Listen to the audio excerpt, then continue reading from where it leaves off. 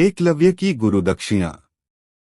महाभारत काल में एकलव्य नाम का बहादुर लड़का था, जिसके पिता हिरण्यधनु हमेशा एकलव्य को जीवन में आगे बढ़ने की सलाह दिया करते थे और कहते थे कि यदि परिश्रम करोगे तो निश्चित इस दुनिया में सर्वश्रेष्ठ स्थान पा सकते हो। अपने पिता की बातों को मानकर एकलव्य धनुष विद्या सीखने के लिए गुरु द्रोणाचार्य के पास गया, लेकिन द्रोणाचार्य ने धनुष विद्या सिखाने से साफ मना कर दिया, जिसके पश्चात एकलव्य दुखी मन से अपने पिता के पास आया और सब बात बता दिया।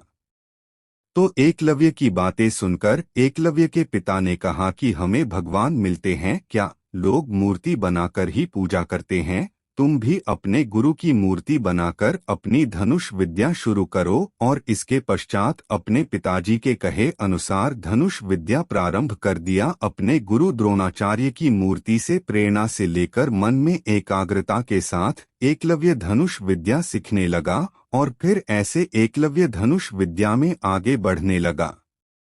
एक बार की बात है, इसी दौरान गुरु द्रोणाचार्य अपने पांडवों और कौरवों शिष्यों के साथ जंगल में गुजर रहे थे कि अचानक कुत्ते की आवाज सुनकर उसी वन में स्थित एकलव्य ने आवाज को निशाना बनाकर बाण छोड़ दिया, जो सीधा बाण से कुत्ते का मुंह भर गया।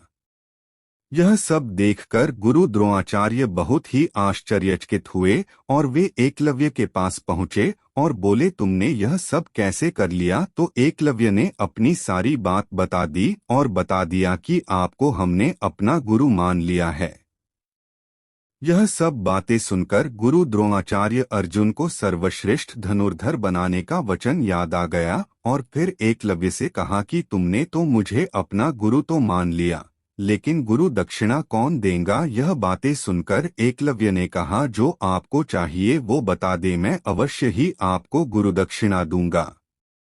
यह बात सुनकर गुरु द्रोणाचार्य ने एकलव्य से दाएं हाथ का अंगूठा मांग लिया। इसके बाद एकलव्य ने एक पल बिना विचार करते हुए अपने गुरु के चरणों में अपना अंगूठा काटकर अर्पण कर दिया और इस प्रकार एकलव्य फिर कभी बाण नहीं चला सकता था।